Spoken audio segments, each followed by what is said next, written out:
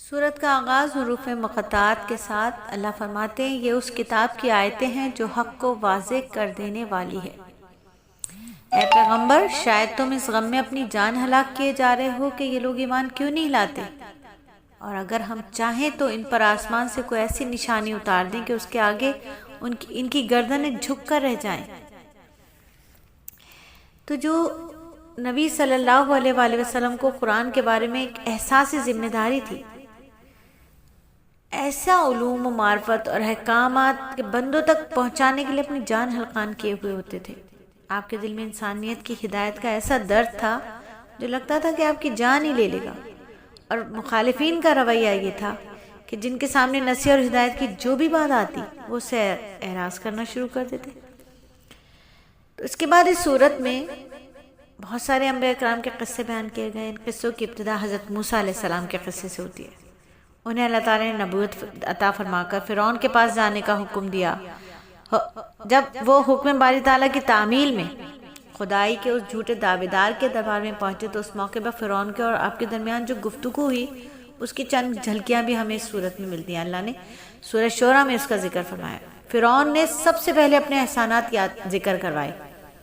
فرعون نے کہا میں نے تمہاری تربیت کی۔ موسیٰ علیہ السلام نے کہا تمہیں احسان جتانے کا حق کیسے پہنچا جبکہ تم نے میرے قوم کو غلام بنا رکھا ہے۔ پھر فرعون بولا کہ قتل کا واقعہ یاد دلایا جو اتفاقاً آپ کے ہاتھوں سے ہو گیا تھا۔ موسیٰ علیہ السلام نے کہا میں نے جان بوجھ کر قتل نہیں کیا تھا بلکہ غلطی اور خطا سے مجھ سے یہ فعل سرزد ہوا تھا۔ فرعون نے کہا کہ رب العالمین کیا چیز ہے؟ موسیٰ علیہ السلام نے کہا رب العالمین وہ ہے جس نے ارض و سما کو پیدا کیا اور ان دونوں میں اسی کا حکم چلتا ہے۔ تمہیں بھی اسی نے پیدا کیا اور تمہیں بھی اسی کے حکم پر تمہیں بھی اسی نے پیدا کیا اور تمہیں بھی اسی کے حکم پر عمل کرنا ہوگا، اور تمہارے آباء و اجداد کو بھی اسی نے پیدا کیا۔ مشرق و مغرب سے مشرق سے سورج کو طلوع کرتا ہے، مغرب میں غروب کرتا ہے۔ فرعون جو تھا وہ پہلے تو بکواس کرتا رہا، اول فول بکتا رہا، لیکن آپ نے رب العالمین کی تعریف اور تعارف تفصیل کے ساتھ ذکر کیا۔ جب یہ کیا تو وہ دھمکیوں پر اتر آیا۔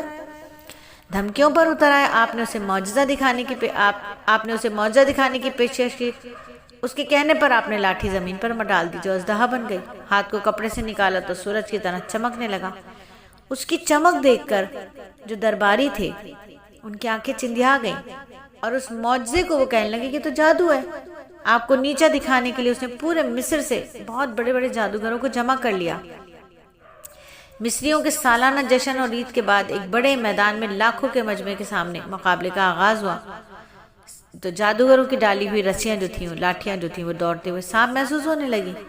حضرت موسیٰ علیہ السلام نے جب اپنی لاٹھی ڈالی تو اس نے سارے سانپوں کو ہڑپ کر لیا۔ میدان صاف ہو گیا۔ جادوگر تو سمجھ گئے اور فوراً انہوں نے اللہ کے آگے سجدہ ریز ہو گئے۔ وہ لوگ ایمان قبول کر لیا۔ فرعون مار دھاڑ کی دھمکیوں کے باوجود فرعون کی مار دھاڑ کی دھمکیاں بھی ہوئی ہیں، اس کے باوجود وہ ایمان پر ڈٹے رہے۔ حضرت موسیٰ علیہ السلام کے حکم سے بنی اسرائیل کی رات کی تاریکی میں مصر سے نکل گئے۔ صبح ہوئی تو فرعون نے لاکھوں کا لشکر لے کر تعاقب کیا۔ بالآخر دریا کے کنارے بنی اسرائیل کو جا لیا۔ دریا میں راستے بن گئے جن سے گزر کر بنی اسرائیل نجات پا گئے، اور فرعون لاؤ لشکر سمیت غرق ہو گیا۔ تو اس قصے سے سبق ملا کہ بالآخر اہل حق جو ہیں وہ کامیاب ہوتے ہیں، اور ظالموں کے مقدر میں ہلاکت کے سوا کچھ نہیں ہوتا۔ اور یہاں حضرت موسیٰ کے قصے کے بعد دوسرا قصہ بیان ہو رہا ہے۔